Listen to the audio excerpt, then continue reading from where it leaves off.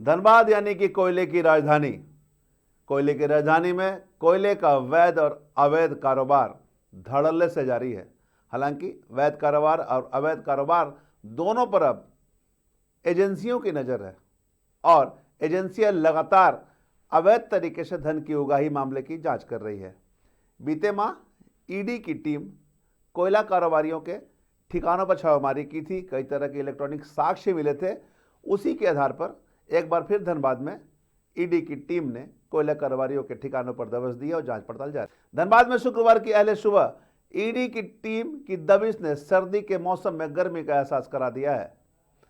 Trinity garden जो कि मेमको मोड़ के पास स्थित है, उस फ्लैट में केंद्रीय जांच एजेंसियों ने एक व्यवसायी के आवास पर छापा मारा है।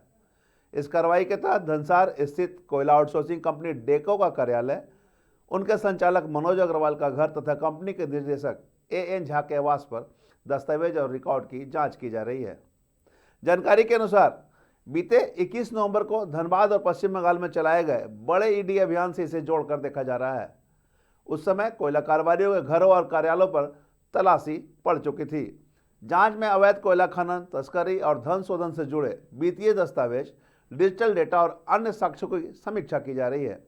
साथ ही जीएसटी और टैक्स संबंधी अनियमितताओं की भी जांच की जा रही है। हालांकि अब तक कुछ आधिकारिक पुष्टि नहीं हुई है, आधिकारिक तौर पर कुछ बयान नहीं आया है, लेकिन यह कार्रवाई कोयला क्षेत्र में बड़े पैमाने पर अवैध कारोबार और गैर कानूनी गतिविधियों के नेटवर्क को उजागर करने के प्रयास के रूप में देखी जा रही है। एजेंसी की टीम डेका आउटसोर्सिंग के संचालक और ट्रांसपोर्टर मनोज अग्रवाल के ठिकानों पर तलाशी ले रही है। यह कार्रवाई अवैध कोयला कारोबार के जरिए हुई कथित मनी लॉन्ड्रिंग जांच का हिस्सा बताई जा रही है। सुबह करीब 7 बजे ईडी की गाड़ियां धनसार स्थित मनोज अग्रवाल के आवास पहुंची।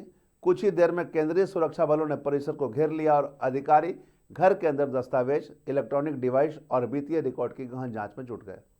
अचानक हुई इस कार्रवाई से कोयला कारोबार से जुड़े लोगों में बेचैनी साफ दिखाई दे रही है। इलाके में सुबह से ही ईडी की मौजूदगी को लेकर चर्चा तेज है और स्थानीय लोग लगातार स्थिति में नजर बनाए हुए हैं।